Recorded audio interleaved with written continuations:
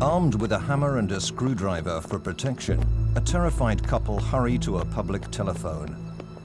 The time, 6 o'clock in the morning. The date, October the 7th, 1965. The place, a Manchester Overspill council estate. Which service do you require? Police, there's been a murder. A few hours earlier, the youth, 17-year-old David Smith, had witnessed the brutal murder with an axe of another teenage boy at the nearby home of his sister-in-law. What unfolded from Smith's call to police was to shock a nation and unveil a series of murders which were to become the most notorious in British criminal history.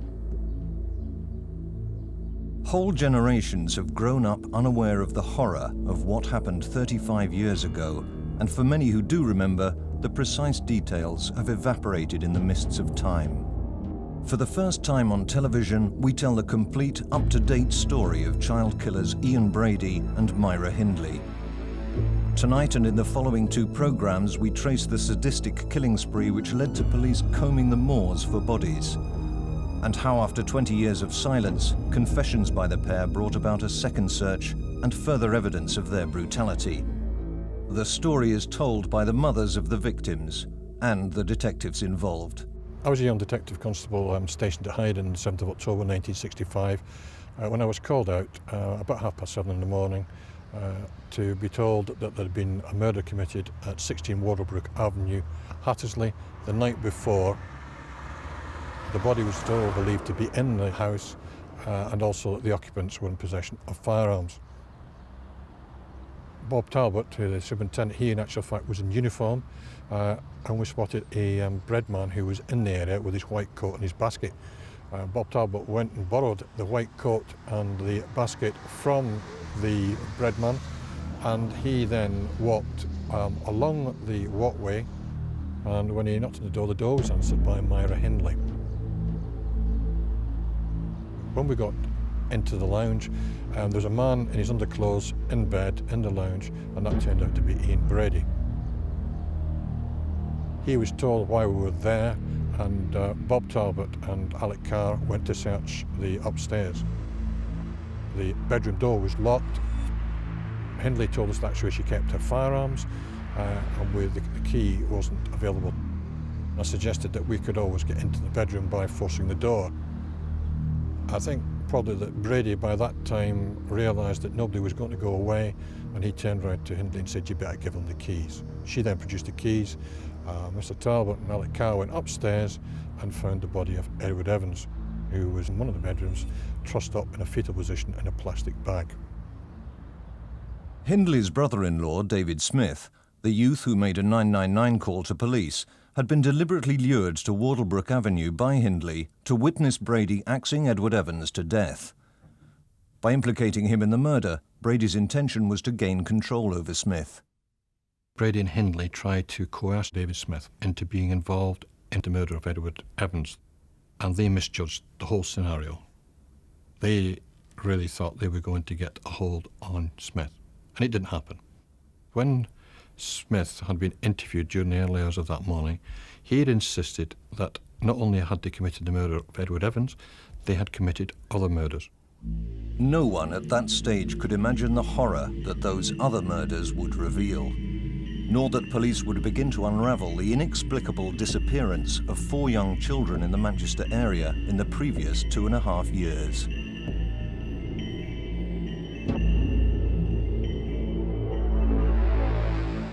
Myra Hindley's childhood was very normal. It was working-class Manchester childhood.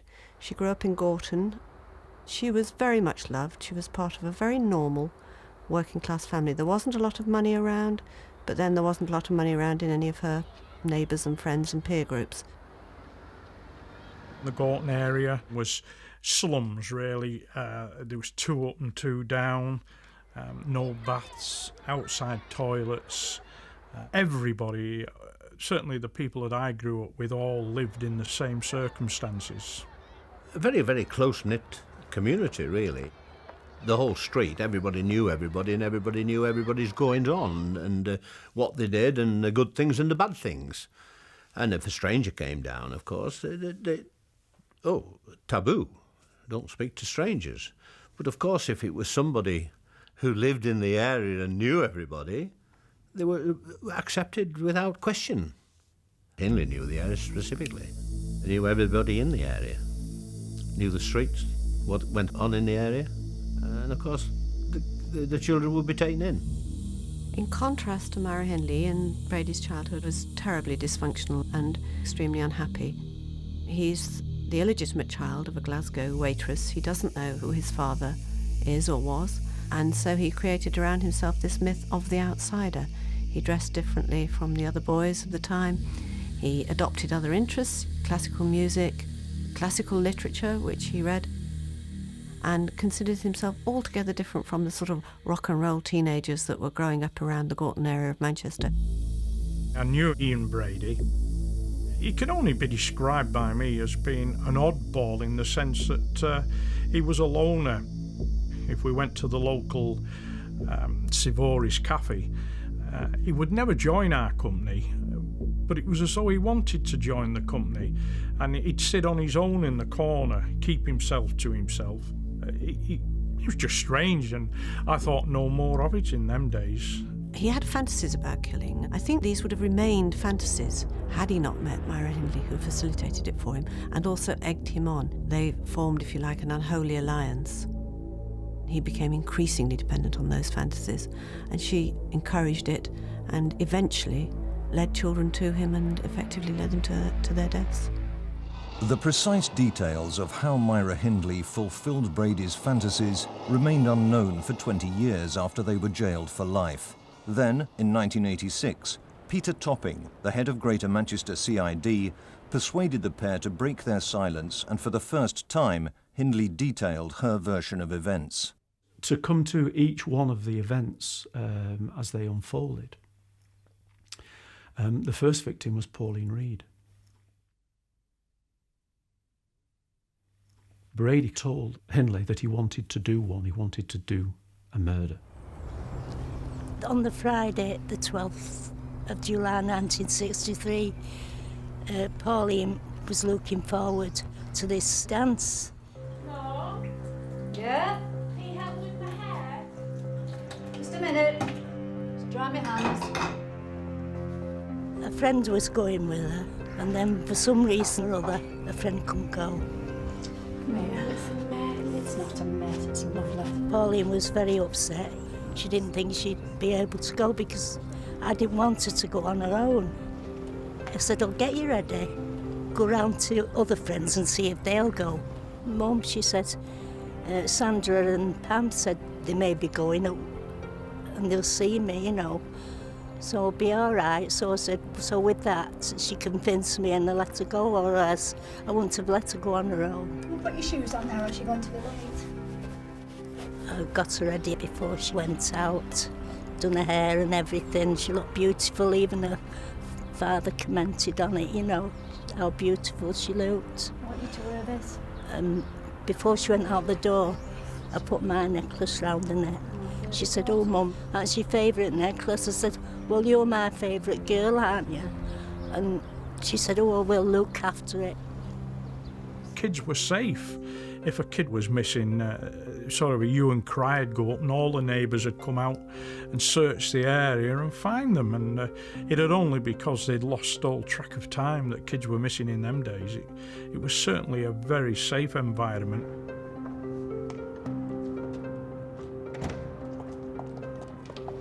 I went out with her and I stood at the top of the road and I watched her disappear. She waved to her as she went round the corner. Brady had the impetus to kill.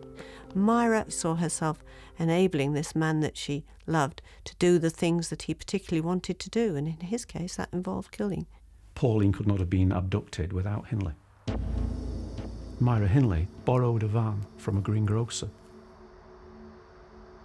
She was to drive this van, and Brady was to follow on his motorcycle. And when he saw a victim that he considered suitable, he would flash the headlights of his motorcycle, and Hindley would persuade the person into the van. Hindley realises that the young girl is a girl called Pauline Reed. Now, she knew Pauline Reed, and she persuades her to go to Luke for a glove, which was one of an expensive pair of gloves which she'd lost on Saddleworth Moor, and that she promised to give her some gramophone records in reward for her assistance. They then drove up to Saddleworth Moor. Brady meets them there. There's an introduction, and Brady then says that he will take Pauline up onto the knoll to help him to look for this glove. Some 20, 30 minutes later, Brady comes down and calls her. And she goes up and she sees Pauline, who is then lying on the ground. There's blood coming from her throat. Her clothing's disarranged. She's making a terrible gurgling sound. Pauline had had a throat cut. He then told her to go back to the van. Eventually, he comes back down. They lift the motorcycle into the van and drive away. She believed that Pauline had been sexually interfered with as a consequence of the disarray of her clothing and the time that Brady had spent with her. The diabolical thing about Myra Hindley is that after the first killing, and up to then, we can perhaps excuse her in that she did not think he would go through with it. But after the first death, she had the ability to cry stop and call the whole thing off, and it could have ended there. John Kilbride. Brady, according to her, wanted to do another one. The children played out, and then John tormented his brothers and sisters, and I said, please go to the cinema, John. Stop tormenting your brothers and sisters. And don't forget, when Pauline Reed was missing, what I told you. Whoever did it is only a train ride away from here. So always be on your guard. And he just grinned, his cheeky grin, and bye, off he went.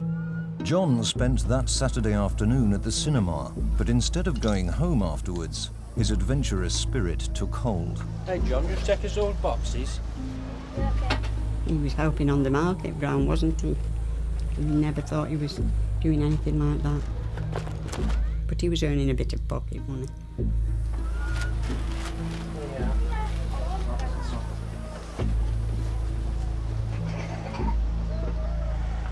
They go to Ashton Market and they pick up John Kilbride.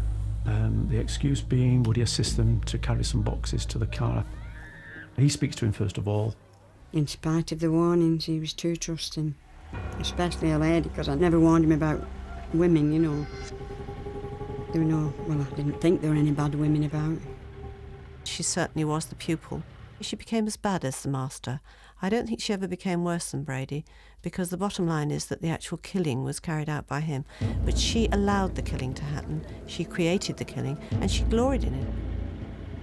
She accepts that when the boy was picked up from Ashton Market, that she knew that Brady was going to kill him.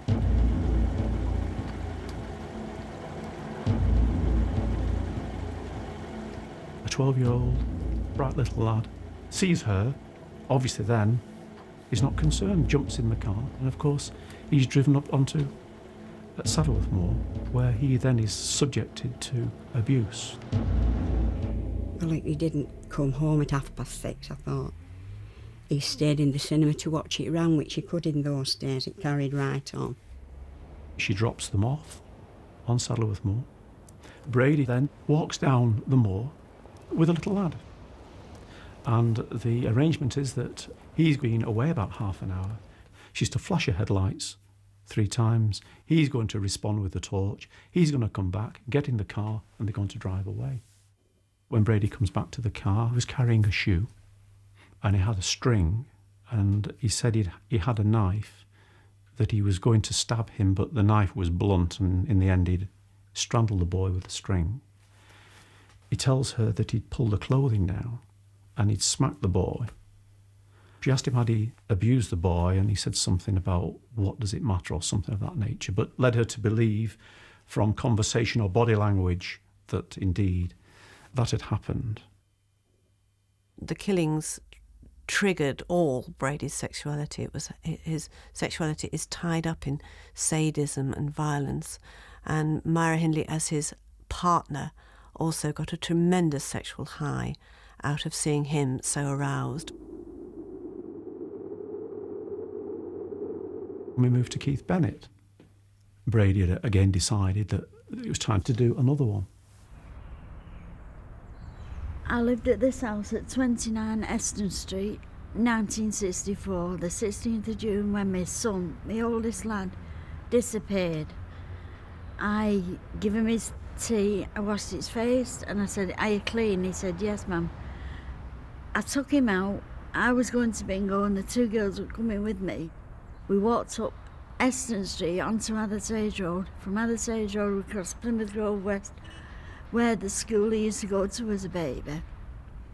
I walked up to Stockport Road and seen him across the zebra crossings. I said, "I'll see you in the morning.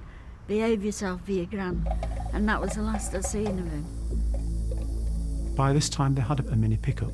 Hindley says that she's driving along with Brady in the back of the pickup, and that he knocks on the cab when he sees this young lad walking possibly along Grey Street.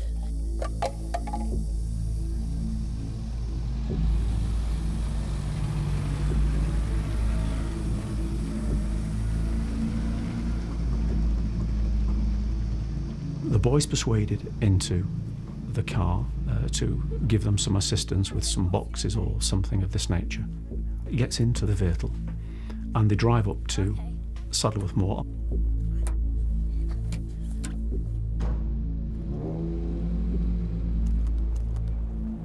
Keith and Ian Brady set off walking onto the moor, and she followed.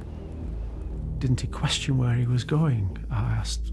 No, and she said they went like lambs to the slaughter. She says that she followed them down the moor. They walked for quite a considerable way into the moor. Brady goes into this gully with the boy, and she says that she was instructed to be lookout. She said the boy was killed in this gully. He took a photograph of the child. Clothing was pulled down, showing that the poor lad had quite dreadfully suffered some sexual abuse. He buried the body with a spade.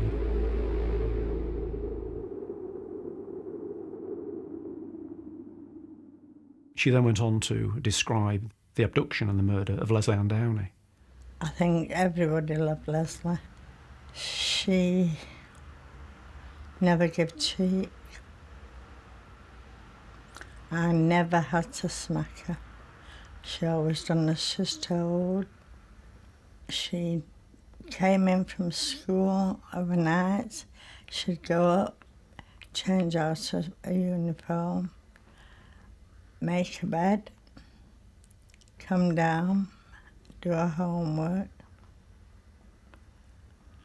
She was, well, every mother says she's perfect, but she was perfect. Hindley says that they went to do some shopping at a supermarket where there was drink being offered at reduced prices. And they did some shopping and then they went on to this fun fair.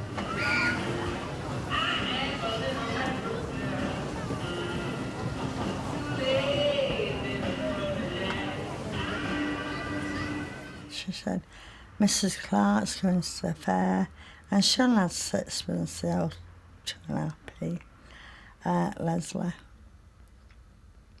And she said, "Can I go with them?" I said, "As long as you're back here, madam, be a tea."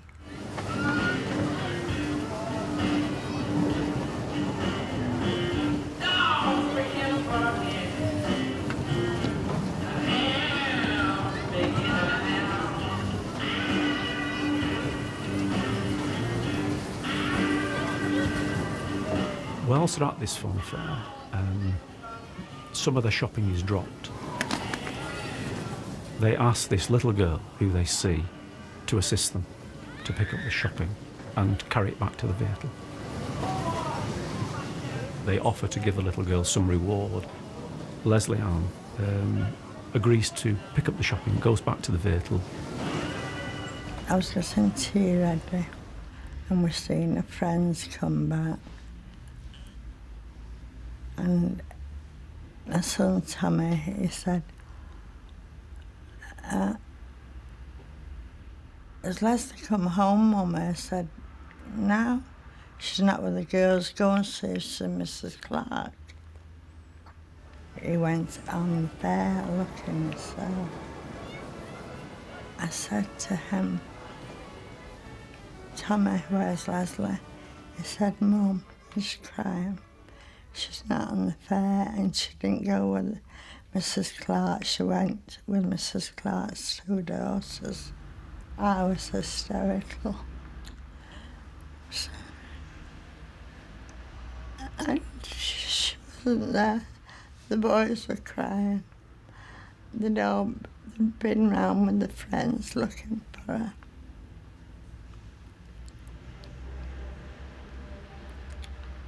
She wasn't there. They then had a Mini Traveller. They'd traded in the Mini pickup. They put her in the back of the car, they bundle some boxes around her, and they drive her then up to Wardlebrook Avenue on Hattersley. Clearly all this was pre-arranged because there was a tape recorder that had been switched on. Brady wanted to take photographs of the child, and that, of course, could not have happened on Saddleworth Moor. That is the only reason and explanation that they took the child to Wardlebrook Avenue rather than went straight up on the moor with the child. They were getting confident, I think, by this time. Brady was wanting more. Or they were wanting more. They go into Wardlebrook Avenue. Brady goes in with the child and she follows. She's got to put the dogs to one side, she says. She then goes on to describe an absolutely appalling set of events where the child is told to undress, the child is bound, the child is gagged. Brady takes photograph of the child in all sorts of different poses. This is a little 10-year-old girl. He tells her to go and run a bath. She sees that the child was bleeding,